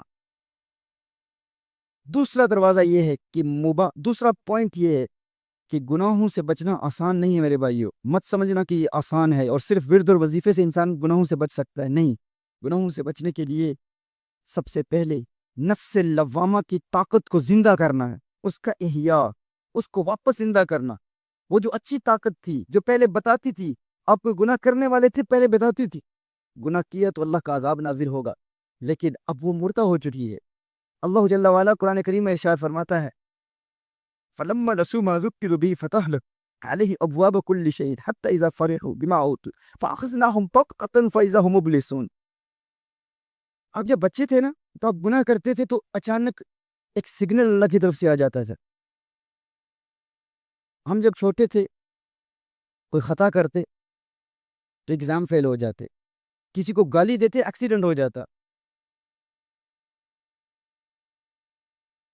نماز قضا ہو گئی، بیمار ہو گئے، تکلیف آ گئی. یہ اللہ کی جانب سے سگنلز ہیں. وقت گزرتا گیا، رفتہ رفتہ یہ سگنلز کم ہونا شروع ہو جاتے ہیں. سگنلز کم ہونا شروع ہو جاتے ہیں. پہلے آپ گناہ کرتے تھے تو فوری طور پر گناہ کرتے تھے، کوئی آپ کو ایکسپوز کر دیتا تھا. گناہ کرتے تھے، لوگوں کو آپ کے گناہ کا علم ہو جاتا تھا. پہلے انسان گناہ کرتا ہے تو سگنلز ملتے ہیں اللہ کی جانب سے. رفتہ رفتہ وہ سگنلز آنے کا سلسلہ ختم ہو جاتا ہے. اللہ جل وعلا نے قرآن کریم میں اس کا ذکر فرمایا، حتیٰ کہ ایک ایسا وقت آتا ہے کہ آپ بڑے بڑے گناہ کرتے ہیں، اللہ کی جانب سے کوئی سگنل نہیں آتا. نہ آپ ایگزام فیل ہو رہے ہیں، نہ آپ کا ایکسیڈنٹ ہوتا ہے، نہ آپ بیمار ہوتے ہیں، نہ ہی کوئی آپ کو گناہ کرتے ہوئے دیکھتا ہے، نہ ہی کوئی آپ کو ایکسپوز کرتا ہے. آپ بہت اچھے اسپیکر ہیں، آپ کی شہرت کا سلسلہ اور بڑھ رہا ہے، آپ بہت اچھے نعت خوان ہیں، آپ کی نعت خوانی اور بڑھ رہی ہے، لوگ آپ کی اور عزت کر رہے ہیں. آپ تنہائی میں گناہ کر رہے ہیں لیکن کوئی گرفت نہیں، کوئی سگنل نہیں، کوئی پکڑ نہیں، کوئی دیکھ نہیں رہا، آپ کی عزت میں بھی اضافہ ہو رہا ہے. اللہ جل وعلا ارشاد فرماتا ہے انسان ایک وقت آتا ہے کہ میں سگنلز بھیجتا رہتا ہوں، پیغام بھیجتا رہتا ہوں، تو گناہ کرتا ہے، تجھے تکلیف ہوتی ہے. لیکن ایک وقت آتا ہے فلما نسو کہ انسان اللہ کو اس قدر بھول جاتا ہے کہ وہ سگنلز کا آنا ختم ہو جاتا ہے، وہ ریمائنڈرز کا آنا ختم ہو جاتا ہے. فتحنا علیہم ابواب کل شیء، نہ صرف یہ کہ میں عذاب بھیجنا ختم کر دیتا ہوں، فتحنا علیہم ابواب کل شیء، میں تیرے لیے خوشیوں کے سارے دروازے کھول دیتا ہوں. تو گناہ کر رہا ہے اور زندگی میں کامیاب ہو رہا ہے. فتحنا علیہم ابواب کل شیء حتی اذا فرحوا، یہاں تک کہ وہ لوگ خوش ہو جاتے، شاید کہ میرا اللہ مجھ سے راضی ہے، شاید کہ میرا رب اب مجھ سے خوش ہے. اب پوچھے جناب آپ کا کیا حال ہے؟ مالک تو بڑا ہی کرم ہے جی، مالک تو بڑا ہی کرم ہے، کاروبار میں کامیابی. ہم سمجھتے ہیں یہ کہہ لینا کافی ہے کہ مالک کا کرم ہے. لوگ دیکھتے ہیں نا کہ اور وہ جناب صاحب وہ سمجھ رہے ہوتے کہ یار بڑی کامیابی ہے، نماز نہیں پڑھ رہے، گناہ کر رہے ہیں، کاروبار میں کامیابی ہے، رات اپنے گھر میں اپنی فیملی کے ساتھ اپنے بچوں کے ساتھ بیٹھ کر بالی ووڈ کی موویز بھی دیکھ رہے ہیں. لیکن مالک تو بڑا کرم ہے جی، غوث پاک کے ماننے والے، غریب نواز کے ماننے والے، کوئی پرابلم ہی نہیں ہے، کامیابی ہی کامیابی. کاروبار سرکار مالکم بڑا ہی کرم کیتا، بڑی عزت، وہ لجپال ہیں، عزتیں رکھنے والے ہیں. ہم سمجھ رہے ہوتے ہیں کہ ہمارے یہ جملے کفایت تر جائیں گے، ہمارے یہ جملے کافی ہیں، لیکن ہم یہ بھول چکے ہیں کہ اللہ قرآن میں کیا ارشاد فرماتا ہے کہ میں سگنلز بھیجتا ہوں، ریمائنڈرز بھیجتا ہوں، لیکن ایک وقت آتا ہے کہ انسان گناہ کرتا رہتا ہے، گناہ کرتا رہتا ہے، گناہ کرتا رہتا ہے، یہاں تک کہ میں اس سے ناراض ہو جاتا ہوں، اس قدر ناراض ہو جاتا ہوں کہ سگنلز کے آنے کا سلسلہ ختم ہو جاتا ہے. کہ میری ناراضگی کا عالم یہ ہوتا ہے کہ وہ گناہ کرتا ہے اور میں اسے زندگی میں خوشیاں دیتا ہوں، وہ گناہ کرتا ہے اور میں اس کے لیے فراخی کے دروازے کھول دیتا ہوں، وہ گناہ کرتا ہے اور میں بظاہر اس کے لیے ایسی خوشی دیتا ہوں، وہ سمجھتا ہے میرا مالک مجھ سے راضی ہے، لیکن ہے نادان انسان، تو بھول چکا ہے اب راضی کیا، اب تو وہ اس قدر ناراض ہو چکا ہے کہ اب اس نے تجھے اپنی فہرست سے ہی نکال دیا ہے۔ وہ لوگ جس کو اپنی فہرست میں رکھا ہوتا تھا کہ یہ گناہ کرے گا، میں سگنل بھیجوں گا شاید گناہ سے بچ جائے، وہ گناہ کرے گا، میں ریمائنڈر بھیجوں گا وہ رک جائے، لیکن ابھی انسان اس قدر ڈھیٹ ہو چکا ہے کہ اب وہ گناہ کرتا ہے اور ریمائنڈرز آتے، اسے ریمائنڈرز کی پرواہ ہی نہیں، تو میں اسے دنیا میں اپنی فہرست سے نکال دیتا ہوں۔ فَأَخَذْنَاهُمْ بَغْتَةً فَإِذَا هُمْ مُبْلِسُونَ، اور پھر ایک وقت آتا ہے کہ میں اسے پکڑ لیتا ہوں، موت آ جاتی ہے، اور پھر اس کے لیے امید کی کوئی راہ بچتی ہی نہیں ہے، پھر اس کے لیے سارا عذاب آخرت میں ملتا ہے۔ یعنی خوش بخت ہے وہ شخص، خوش قسمت ہے وہ شخص جسے دنیا میں سگنل آتے ہیں، خوش قسمت ہے وہ شخص جو دنیا میں گناہ کرتا ہے اور اسے لوگ ایکسپوز کرتے ہیں، وہ پکڑا جاتا ہے، وہ جیل میں چلا جاتا ہے، ہم کہتے ہیں یار کتنا برا انسان ہے، کتنا بڑا گنہگار ہے، لیکن وہ بھی اللہ کی رحمت کے سائے میں ہے، گناہ کیا، اللہ کی گرفت تو آ گئی، تم اسے گنہگار، بدکار، سیاکار سمجھتے ہو، اس کی توہین کرتے ہو، اس کی تذلیل کرتے ہو، اس کی تحقیر کرتے ہو، اسے نظر حقارت سے دیکھتے ہو، لیکن تم نہیں جانتے شاید تم اس سے بڑے گنہگار ہو، اور اللہ جل وعلا نے تمہیں اپنی فہرست سے نکال دیا ہے، وہ سارا عذاب تمہیں آخرت میں ملے گا۔ تو مت کہا کرو کہ ہمارا یہ کہنے کا بھی مالک کا بڑا کرم، غریب نواز کا بڑا کرم، کہا کرو غریب نواز کا کرم، لیکن غریب نواز کی تعلیمات کو بھی دیکھو کہ غریب نواز تم سے ناراضی تو نہیں ہوگے نا۔ لہٰذا پہلا پوائنٹ یہ، بری صحبت سے بچنا، اچھی صحبت اختیار کرنا۔ دوسرا پوائنٹ یہ کہ مباح کاموں سے بچتے رہیں، آپ کے اندر ایک ایسی طاقت بیدار ہوگی، ایک ایسی قوت بیدار ہوگی کہ آپ کو گناہ کا موقع ملے گا، آپ نفس سے کہیں گے میں تیری بات کیوں مانوں؟ یاد رکھیے نفس کو کنٹرول کرنا یہ بڑا اہم ہے، بہت اہم ہے۔ انسان جب تک اپنے نفس کو، اور نفس کو کنٹرول کرنے کا مطلب یہ نہیں کہ لوگوں کے سامنے کنٹرول کریں۔ کچھ لوگوں نے، ہمارے کچھ ساتھیوں نے جو ان نکات پر عمل کرتے ہیں، وہی کبھی کبھی چونکہ تربیت نہ ہونے کی وجہ سے کسی نے کھانے کی دعوت پہ بلایا تو لوگوں کے سامنے تھوڑا سا کھانا کھائیں گے، بالکل کم کھانا کھائیں گے، شربت نہیں پیے گی، میں اپنے نفس کے خلاف کر رہا ہوں۔ بھائی یہ کام تنہائی والے ہیں، لوگوں کے سامنے والے نہیں ہیں۔ لوگوں کے سامنے مباح سے نہ بچیں دکھلاوے کے لیے، یہ تو ایک اور بہت بڑی بربادی ہے، آپ کے اندر کی دنیا بالکل برباد ہو جائے گی۔ اس سے بہتر ہے کہ آپ کھانا کھا لیں، وہ مباح عمل ہے، مباح سے بچتے ہوئے آپ گناہ کا ارتکاب کر رہے ہیں۔ یہ تنہائی کے معاملات ہیں، یہ صرف آپ کے اور آپ کے رب کے مابین ہیں۔ تو جس طرح میں نے کہا، اس حوالے سے شیخ عثمان الحیری ایک عظیم ولی اللہ گزرے، ان کے ایک مرید تھے، اسماء و رجال میں ان کا نام ہوتا ہے، بہت کامل عالم دین بھی ہیں اور علم حدیث کے ماہر بھی، وہ اپنے شیخ کی بارگاہ میں موجود ہیں۔ تو مرشد نے حکم ارشاد فرمایا کہ ہم ایک اسلامی پروجیکٹ کے لیے ہمیں رقم چاہیے، آپ سب مریدین اپنے بھی رقم پیش کریں۔ تو وہ مرید تھے، وہ امیر مرید تھے، بڑی دولت تھی ان ایام میں، ان کے پاس بہت دولت تھی، شیخ عثمان الحیری کے مرید۔ تو وہ ایک تھیلی سونے کی بھر کر اپنے پیر کی بارگاہ میں پیش کرتے ہیں، مرشد کی بارگاہ میں پیش کرتے ہیں کہ یہ نذرانہ ہے، اس دین کے کام کے لیے آپ قبول فرمائیں۔ ان نے نعرے لگانا شروع کر دیے، سبحان اللہ، ماشاء اللہ، شیخ عثمان الحیری کا اتنا بڑا مرید، دیکھو اللہ نے دولت دی ہے، اللہ نے نوازا ہے، لیکن یہ لانچی نہیں ہے، یہ اللہ کی خاطر دینے والا ہے۔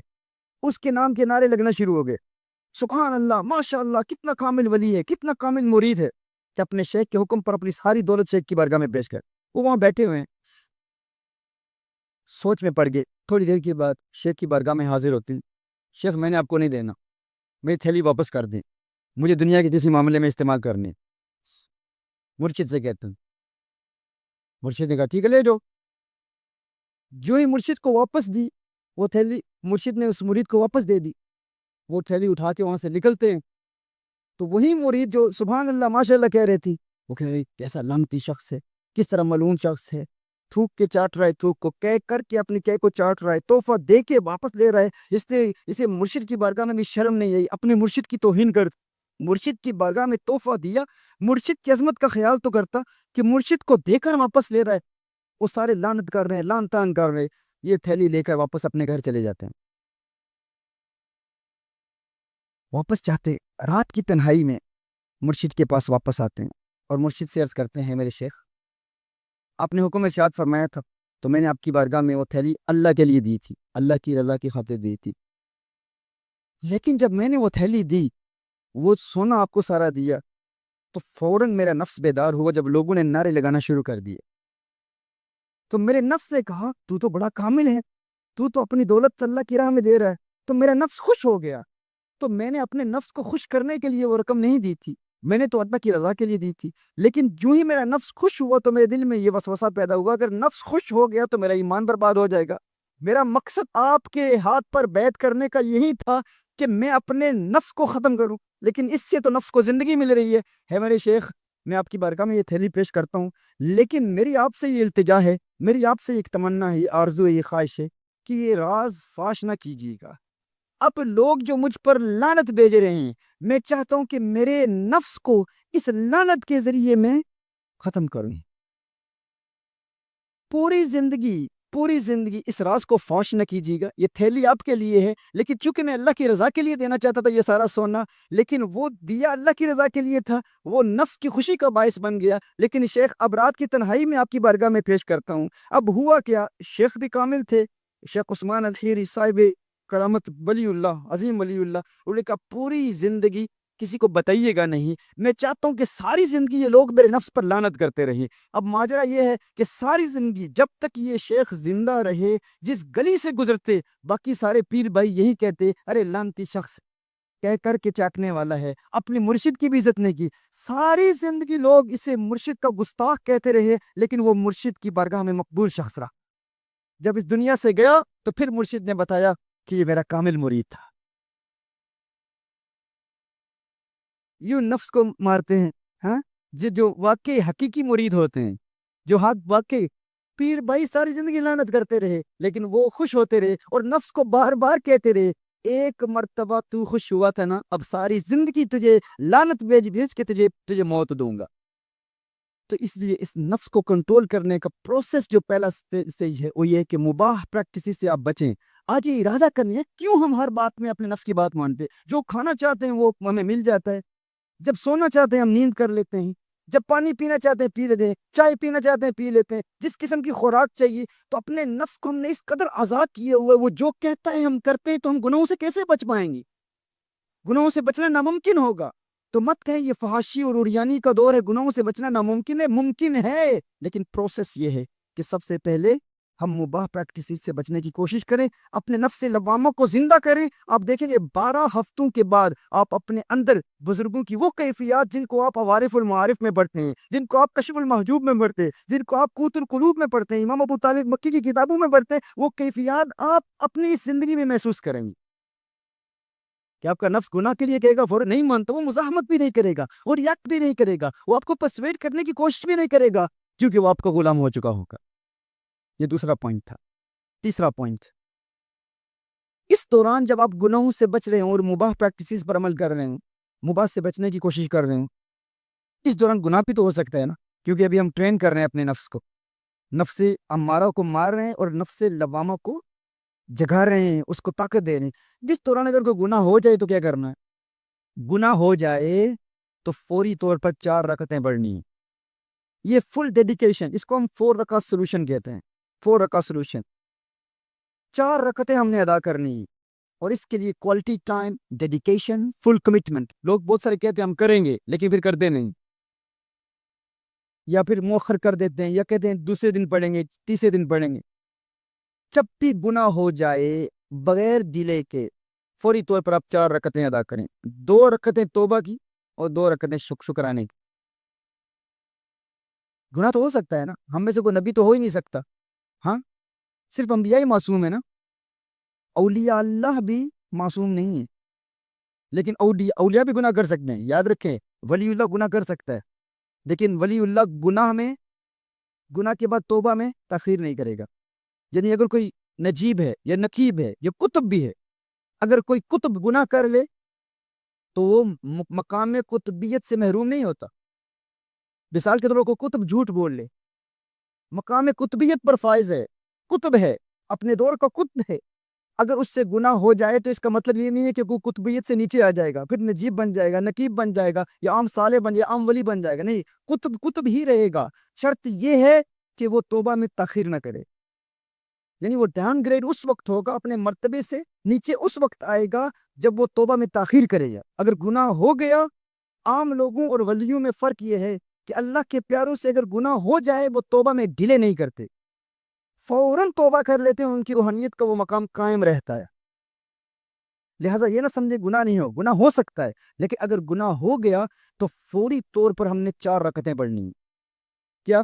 2 رکعتیں توبہ کے نفل اور 2 شکرانے کی۔ اس سے شیطان کو بہت تکلیف ہوتی ہے کہ جس شیطان نے سب کچھ کیا، یاد رکھے پوری دنیا زمین میں کوئی ایسی جگہ نہیں جہاں اس نے سجدہ نہیں کیا۔ ہاں، شیطان نے اللہ کی بہت عبادت کی، ایک کام شیطان نے نہیں کیا، وہ کیا ہے؟ اس نے شکرانہ ادا نہیں کیا، اس نے اپنے کسی عمل پر اللہ کا شکر ادا نہیں کیا۔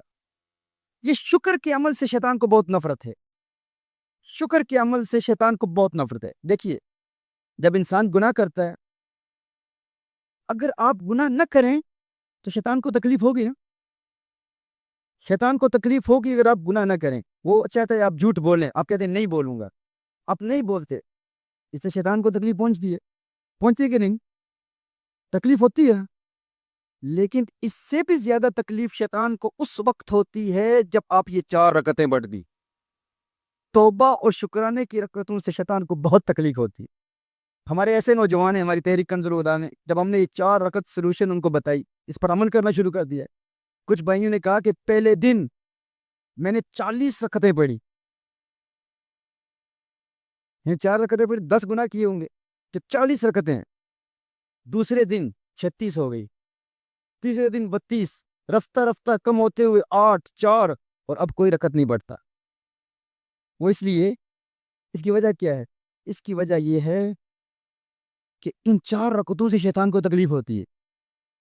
آپ کسی عورت کو دیکھ رہے ہیں، پہلی نظر سے دیکھا، اچانک اپنے نظر جھکا لی، اب دوسری مرتبہ شیطان کہتا ہے دیکھ، یا کوئی مووی آن کی، یا کوئی جھوٹ بولنے والے ہیں، غیبت کرنے والے ہیں، گناہ کرنے والے، تو اب کیا ہوا کہ شیطان فوراً کہے کہ وہ گناہ کر، آپ نے نہیں کیا تو شیطان کو تکلیف ہوئی۔ لیکن اگر آپ نے گناہ کر لیا نا، فوری طور پر اگر آپ نے 4 رکعتیں ادا کر لی تو شیطان کو ان 4 رکعتوں سے آپ کے گناہ نہ کرنے سے بھی زیادہ تکلیف ہوگی، گناہ نہ کرنے سے بھی زیادہ تکلیف 4 رکعتوں سے ہوگی۔ توبہ کے عمل سے اور شکرانے کے عمل سے شیطان کو اس قدر نفرت ہے۔ تو پھر کیا ہوتا ہے؟ جب آپ گناہ کرتے ہیں اور اسے یقین ہو، جب شیطان کو یقین ہو کہ گناہ کرنے کے بعد یہ مجھے سزا دے گا 4 رکعتوں کے ساتھ، 2 رکعتیں توبہ کی اور 2 رکعتیں شکرانے کی، تو شیطان کیا کرے گا؟ آپ اس حسین عورت کی طرف دیکھنا چاہتے ہیں، وہ کہے گا نہ دیکھ، نہ دیکھ، نہ دیکھ، کیونکہ اگر تو نے نہ دیکھا مجھے تکلیف ہوگی، لیکن اگر تو نے دیکھ کر 4 رکعتیں پڑھی تو وہ میرے لیے اور بہت بڑی سزا ہے، اسے اور تکلیف ہوگی۔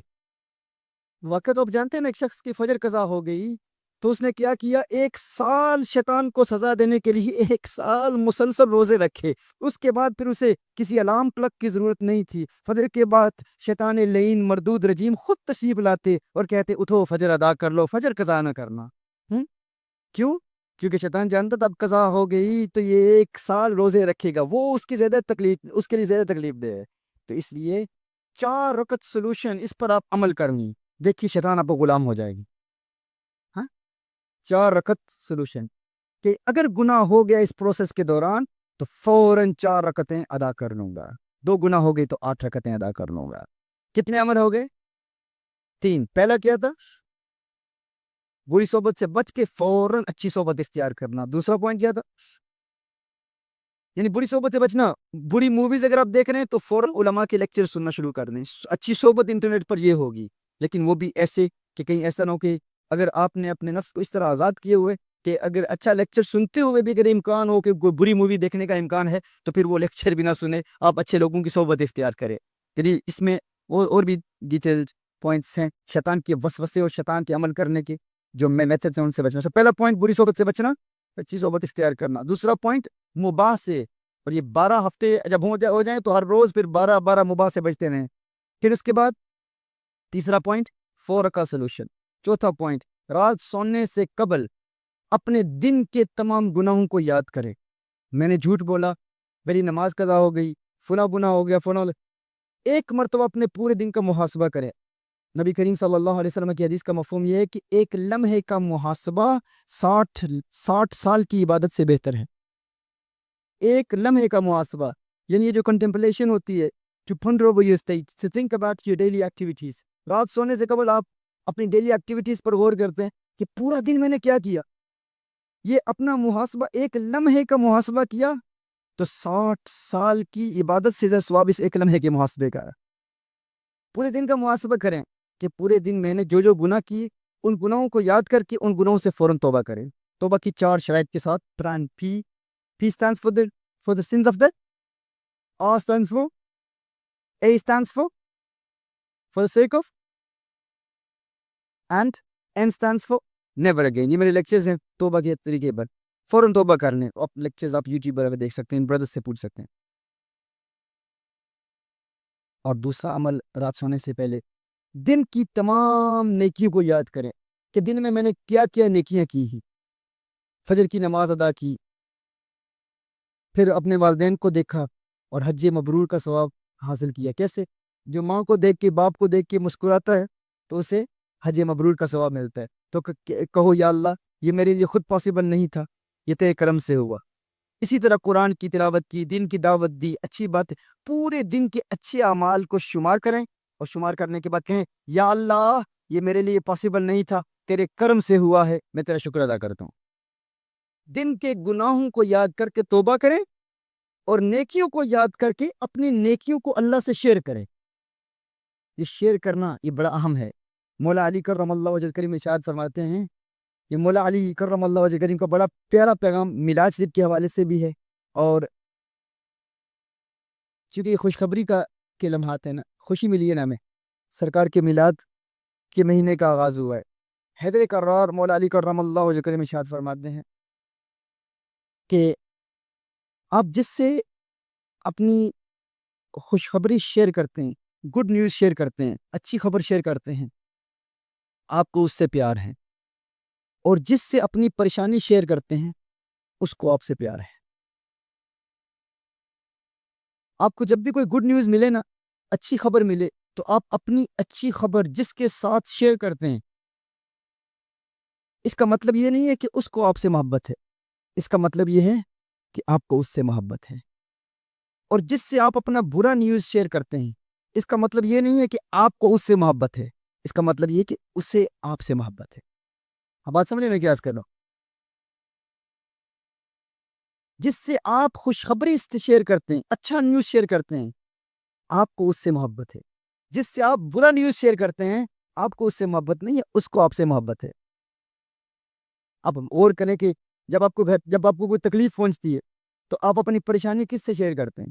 جس سے آپ اپنی پریشانی شیئر کرتے ہیں نا, آپ کو اس سے محبت نہیں ہے, اسے آپ سے محبت ہے. اور جس سے آپ اپنی خوشی شیئر کرتے ہیں نا, آپ کو اس سے محبت ہے, اس کی گارنٹی نہیں ہے کہ اسے آپ سے محبت ہو. لیکن آپ کو جب کوئی تکلیف پہنچتی ہے تو آپ فوراً اپنے والدین کے پاس چلے جاتے ہیں, انہیں کہتے ہیں والد صاحب دعا کیجیے, والدہ صاحبہ دعا کیجیے. بہت سارے لوگ ایسے کرتے ہیں نا. لیکن جب خوشی کی خبر ملتی ہے تو والدین کو بھول جاتے ہیں, بیوی کے پاس چلے جاتے ہیں, بچوں کے ساتھ ہاں آؤٹنگ کے لیے. آج ہم اس خوشی کو یوں سیلیبریٹ کرتے ہیں. آپ کہتے ہیں مجھے اپنے والدین سے بہت محبت ہے, کیوں؟ جب بھی تکلیف پہنچتی ہے تو والدین کے پاس پہنچتا ہوں. نانا میری جان, آپ کو اپنے والدین سے محبت نہیں ہے, وہ آپ کے والدین کو آپ سے محبت ہے. ہمیں بھی لوگ کہتے ہیں نا پیر صاحب ہمیں آپ سے بہت محبت ہے, کیوں؟ دیکھیے ہم آپ کو بار بار کانٹیکٹ کرتے ہیں, بار بار فون کرتے ہیں, بار بار آپ سے اپنی پریشانیاں ڈسکس کرتے ہیں, شیئر کرتے ہیں. میں نے کہا اللہ کے بندو, اس کا یہ مطلب نہیں ہے کہ آپ کو مجھ سے محبت ہے. مولا علی کرم اللہ وجہ فرماتے ہیں اس کا مطلب یہ ہے کہ آپ کے پیر کو آپ سے محبت ہے. یار کبھی خوشخبری پہ تو سنا دیا کرو نا. جب کوئی خوشی ملتی ہے تو جب کوئی خوشی کی خبر ملے نا, تو اس وقت بھی فون کر کے بتا دیا کرو آج فلاں خوشخبری ہے, آج فلاں اچھا کام ہوا ہے, آج فلاں کامیابی ہو گئی ہے. تو آپ غور کر سنیں کہ آپ کو جب اللہ کی بار بار یاد آتی ہے کب آپ کو اللہ کی یاد آتی ہے؟ کب آپ کو آقا کی یاد؟ جب بھی پریشانی آتی ہے اللہ یاد آتا ہے، سر پہ ٹوپی آ جاتی ہے، ہاتھ میں تسبیح آ جاتی ہے، مسلح بھی مل جاتا ہے، اللہ اللہ بھی جاری ہو جاتے ہیں، درود و سلام کے گجرے بھی جاری، عبادات بھی، تقوی بھی۔ حیدر کرار فرماتے ہیں اگر آپ اپنی معیارات زندگی کو وضع کرنا چاہتے ہیں اور واضح کرنا چاہتے ہیں کہ آپ کو ان ریالٹی لائف میں کس سے محبت ہے اور کس کو آپ سے محبت ہے، آج آپ خود اپنا محاسبہ کر لیں، اپنے آپ سے پوچھیں جب بھی کوئی خوشی کی خبر ملتی ہے تو آپ خوشی کس کے ساتھ شیئر کرتے ہیں، غم کس کے ساتھ شیئر کرتے ہیں؟ فلاں خوشخبری ہے، آج فلاں اچھا کام ہوا ہے، آج فلاں کامیابی ہو گئی ہے، تو آپ غور کریں کہ آپ کو جب اللہ کی بار بار یاد آتی ہے، کب آپ کو اللہ کی یاد آتی ہے، کب آپ کو آقا کی یاد؟ جب بھی پریشانی آتی ہے اللہ یاد آتا ہے، سر پہ ٹوپی آ جاتی ہے، ہاتھ میں تسبیح آ جاتی ہے، مسلح بھی مل جاتا ہے، اللہ اللہ بھی جاری ہو جاتا ہے، درود و سلام کے گجرے بھی جاری ہیں، عبادات بھی، تقوی بھی۔ حیدر کرار فرماتے ہیں اگر آپ اپنی معیارات زندگی کو وضع کرنا چاہتے ہیں اور واضح کرنا چاہتے ہیں کہ آپ کو ان ریالٹی لائف میں کس سے محبت ہے اور کس کو آپ سے محبت ہے، آج آپ خود اپنا محاسبہ کر لیں، اپنے آپ سے پوچھیں جب بھی کوئی خوشی کی خبر ملتی ہے تو آپ خوشی کس کے ساتھ شیئر کرتے ہیں، غم کس کے ساتھ شیئر کرتے ہیں؟ جس کے ساتھ آپ اپنی خوشی شیئر کرتے ہیں آپ کو اس سے محبت ہے، جس کے ساتھ آپ اپنا غم شیئر کرتے ہیں آپ کو اس سے محبت نہیں، اسے آپ سے محبت ہے۔ تو جب اللہ یاد آتا ہے تو اپنے آپ سے پوچھیں کب اللہ یاد آتا ہے؟ جب تکلیف آتی ہے اللہ یاد آتا ہے تو اس کا یہ مطلب نہیں کہ آپ کو اللہ سے محبت ہے، اس کا مطلب یہ ہے کہ اللہ کو آپ سے محبت ہے، آپ کا رب آپ سے پیار کرتا ہے۔ ہاں، این اسی طرح جب کوئی خوشی کی خبر ملے تو وہ خوشی اپنے آقا سے شیئر کیا کریں، ہاں، اپنے آقا سے شیئر کیا کریں تاکہ آپ کے دل میں اپنے آقا کا پیار پیدا ہو۔ کیسے؟ کوئی خوشخبری ملے تو میلاد کی محفل سے جانیں، سرکار کی نعت کی محفل سے جانیں، اب ایگزام پاس ہوں تو میلاد کی محفل کا انعقاد کریں، ہاں، اب کاروباری کامیابی آپ کو ملے فوراً سرکار کی محفل کی میلاد محفل کا انعقاد کریں۔ کیوں؟ یا رسول اللہ صلی اللہ علیہ وسلم، آقا میں اپنی یہ خوشی آپ کے ساتھ شیئر کر رہا ہوں، کیوں؟ کیونکہ مجھے آپ سے پیار ہے۔ اس پر بھی حیدر کرار کرم اللہ وجہ کریم کے اس کلام کے تحت ابن حجر الاسقلانی رحمہ اللہ ارشاد فرماتے ہیں کہ اس کلام کو سمجھو، اور اس کلام سے جو نقطہ انہوں نے اخذ کیا ہے وہ نقطہ یہ ہے کہ جو اپنی خوشی اللہ کے ساتھ شیئر کرتا رہتا ہے اور اللہ کے حبیب صلی اللہ علیہ وسلم کے ساتھ خوشی شیئر کرتا رہتا ہے، پھر اس کی خوشیوں میں کبھی کمی واقع نہیں ہوتی، وہ ہمیشہ خوش رہتا ہے۔ یعنی اگر آپ چاہتے ہیں ہمیشہ خوش رہیں تو یہ عادت بنا لیں، اپنی خوشی اللہ کے ساتھ شیئر کریں، اور اپنی خوشی بھی اپنے والدین کے ساتھ شیئر کریں، اپنی ماں کے ساتھ شیئر کریں۔ صرف یہ نہیں ہے کہ جب خوشخبری ملے تو بیوی کے ساتھ شیئر کریں، اس کا مطلب یہ نہیں ہے کہ آپ کی بیوی کو آپ سے محبت ہے، اس کا مطلب یہ ہے کہ آپ کو اس سے محبت ہے۔ غم اپنے والدین سے شیئر کرتے ہیں، آپ کے والدین کو آپ سے محبت ہے۔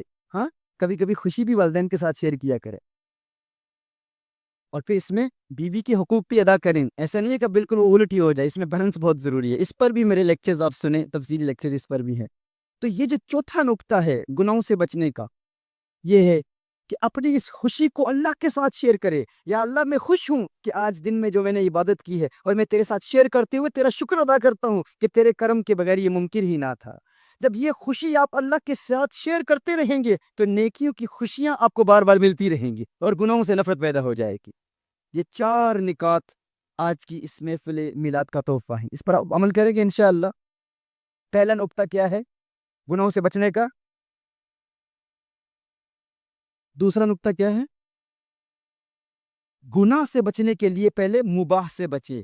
ہر روز ایک مباح سے بچ کے 12 دنوں کے بعد وقت آئے گا کہ ہر روز آپ 12 ہفتوں کے ایک ہفتہ ایک مباح۔ پانی پینا چاہتے ہیں اجنا پیے، چائے پینا چاہتے ہیں اجنا پیے، پہلے ایک مباح، اس طرح کرتے کرتے 12 ہفتوں کے بعد جب 12 مباح سے بچیں گے تو آپ کا نفس لوامہ ایک مرتبہ پھر زندہ ہو جائے گا۔ پھر جب وہ گناہ کی طرف راغب کرے گا تو اب فوراً بس آپ کہیں کہ میں گناہ نہیں کرتا تو وہ نفس امارہ پھر مزاحمت نہیں کرے گا۔ تیسرا 4 رکعت سولوشن، 4 رکعت سولوشن۔ اس دوران کو گناہ ہو جائے تو 4 رکعت سے اپنے شیطان پر حملہ کرنا ہے۔ اور چوتھا پوائنٹ یہ کہ پورے دن کے اعمال کا محاسبہ کرتے ہوئے گناہوں سے توبہ اور نیکیوں پر اللہ جل وعلا کا شکر ادا کرنا ہے۔ اس عمل کے ذریعے آپ دیکھیں گے انشاءاللہ تعالی آپ کو دین میں استقامت ملے گی اور اللہ جل وعلا نیکیوں کی مٹھاس اور عبادات کی مٹھاس آپ کے دل میں پیدا فرمائے گا۔ اس پر ہم عمل کریں گے انشاءاللہ۔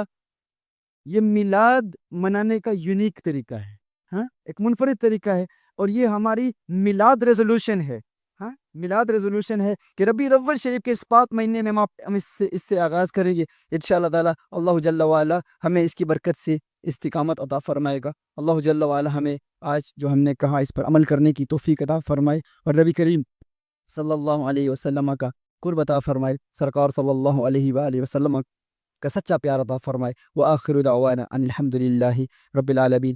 جتنے احبہ ہمارے نئے بردرس آج کے اس سلسلے میں شامل ہوں گے، آپ یہاں سے ہی ہاتھ رکھنے کی ضرورت بھی نہیں ہے، آپ وہاں سے ہی میرے بعد جو جملے پڑھیں گے اور جو باقی طالب ہونا چاہتے ہیں وہ طالب کی نیت کر لیں اور آپ میرے بعد یہ کلام پڑھیں. صلی اللہ علیہ محمد للنبی الامی وعلی آلہ وصحبہ وبارک وسلم وصلی علیہ. آنکھیں بند کر کے یہ کلام بیعت کے لیے پڑھیں گے. اشہد ان لا الہ الا اللہ وحدہ لا شریک لہ واشہد ان سیدنا ومولانا محمدا عبدہ ورسولہ. استغفر اللہ استغفر اللہ استغفر اللہ. یا اللہ میں اپنے ماضی کے تمام گناہوں سے توبہ کرتے ہوئے سلسلہ عالیہ چشتیہ شاہ جمالیہ میں بیعت ہوتا ہوں، میری اس بیعت کو قبول فرما. یا رب العالمین میں ارادہ کرتا ہوں کہ آج کے بعد ہر گناہ سے بچنے کی کوشش کروں گا. یا رب العالمین تزکیہ نفس، تزکیہ قلب، تزکیہ روح میں جتنے بھی احکام ہمارے سلسلے کی جانب سے ہمیں دیے گئے ان تمام پر عمل کروں گا. یا اللہ تو میری کمزوریوں کو جانتا ہے، مجھے قوت عطا فرما. جو ارادہ کیا ہے اس پر قائم رہوں. یا رب العالمین اس بیعت کی برکت سے ہر بلا ٹال دے، ہر مصیبت کو دور فرما، خوشیاں عطا فرما، سکون عطا فرما. میں ارادہ کرتا ہوں آج کے بعد ہر قسم کے بد مذہبوں، بد عقیدہ لوگوں کی صحبت سے اجتناب کروں گا. اہل حق، اہل سنت والجماعت کی صحبت اختیار کروں گا. یا اللہ مجھے بد عقیدگی سے بچا، گمراہی سے بچا، بد مذہبی سے بچا، بد مذہبوں سے بچا، گستاخی سے بچا، گستاخوں سے بچا، اچھوں کی صحبت عطا فرماؤں. یا رب العالمین اس بیعت کی برکت سے آخرت میں ہم اکٹھے اٹھائے جائیں اور نبی کریم صلی اللہ علیہ وآلہ وسلم کی شفاعت کبریٰ سے بہرمند فرما اور تمام مشائخ چشت اہل بہشت کی شفاعت عطا فرما.